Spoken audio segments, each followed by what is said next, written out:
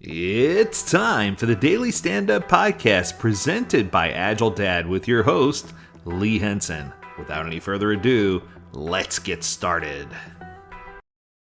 All right, time for the question of the day. Should teams or organizations have multiple product owners? Now, if you just go straight with the Scrum Guide, it says, quote, there should be one product owner who's in charge of the product vision and decides what to do to create a better product. The Scrum Guide clearly states the product owner is one person, not a committee. Now, I'm going to throw my thoughts in here right away. For me, I have seen too many organizations fail because they lean in on the product owner as the complete and total subject matter expert. They find themselves saying, okay, product owner omnipotent, what should we do regarding this? What about that? And it's just one of these things where sometimes the product owner might not know every single customer whim, need, wish, and desire. Sometimes the product owner might not know all of the North Star vision and strategy by attending all the meetings with the executive leadership team and understand not just today, but the future in which direction they're trying to lead a product. And I know for certain many product owners aren't technical in nature, so they don't understand all the technical wherewithal behind what goes into building a product. So, what I'm saying is, most companies, most environments build products or services that are more complex than what a single person can get done.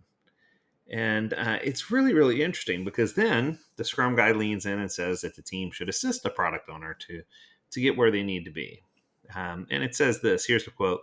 It says, if Scrum teams become too large, they should consider reorganizing into multiple cohesive Scrum teams, each focused on the same product. Therefore, they should share the same product goal, product backlog, and share product owner. So now we're still back to that single product owner. My thought here is that, and I talked about this back in, I don't know, 2014. So this is something I talked about years ago. I do not believe in product ownership by committee, and I support what Scrum Guide says. I still think at the end of the day, you need a single wringable neck. That's a Ken quote, not a Lee quote. So Ken Schwaber said that. He said, one throat to choke, right? What I can tell you is, while I don't lean on those same practices that Ken was describing, I do believe there should be an air of accountability that goes along with the product ownership role. So, what I see most often inside of organizations is they have a sense of urgency that they're not getting things done or that the backlog's not as clear as it should be by the time it gets down to the teams. And they try to get other people involved, but they also try to follow the rules.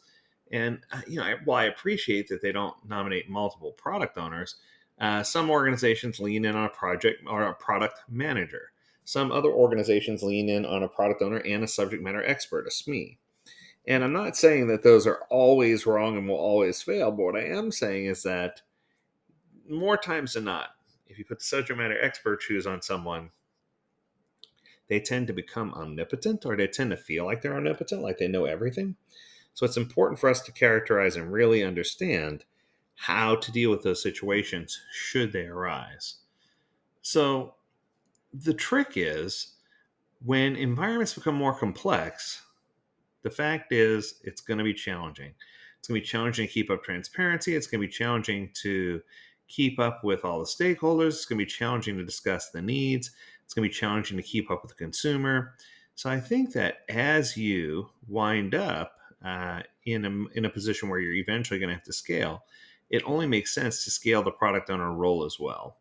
And I don't mean multiple product owners. I want to be crystal clear, but I do believe that the product owner should have an opportunity to have a supporting cast.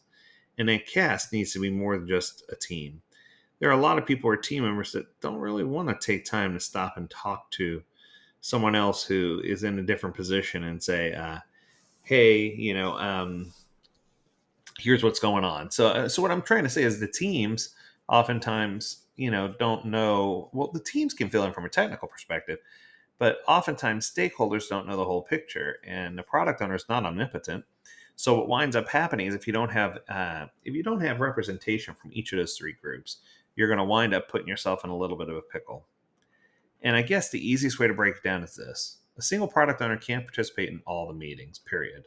In a large organization, if there's just too many meetings and too many things going on, usually that's a sign of something different. Usually it's a sign of poor WIP limits not being applied, or poor WIP limit enforcement. we need to make sure we have fewer things in flight. If you have the product owner working with a system of analysts, a business analyst, functional analyst, and technical analyst, that guarantees that the teams will have the support they need and that the stakeholders will also have multiple support people that they can go to regarding the work that's being done for them. If there's a full Pobaf Hata, there's no need for the decision of who is going to be the single thread, because all these people work together to feed the product owner information so that they can make informed decisions. So I think that as long as you're not in a situation where you're trying to have multiple product owners for the same product, unless of course your product is huge. If you work in an enterprise organization and your product is super duper large, I keep thinking of things like Adobe Creative Suite or Azure DevOps. If your product's that big, then you need to make sure that you have coordination and alignment. But a lot of times that means breaking the product into multiple product backlogs and having a product owner govern each one of those product backlogs that reports up through a chief product owner or product manager, right? So what I'm trying to say is, while the Scrum Guide is clear and the Scrum Guide is correct, it doesn't mean that we can't augment the way that we're doing things to map to where we're trying to go. Because while I'm not endorsing having multiple product owners and multiple separate backlogs disparate, I am endorsing having a single backlog that's well organized, having a supporting cast for the product owner, and having teams that swarm and energize to knock out the work that's on those backlogs. Should be pretty simple, right? That's going to do it for today's episode. I hope you enjoyed it. If you have a topic you want us to discuss, make sure you reach out to us, learn more at agiledad.com. We'd love to hear from you. And as always, we encourage you to stay healthy, stay well, and stay agile, my friends. Until next time, do take care.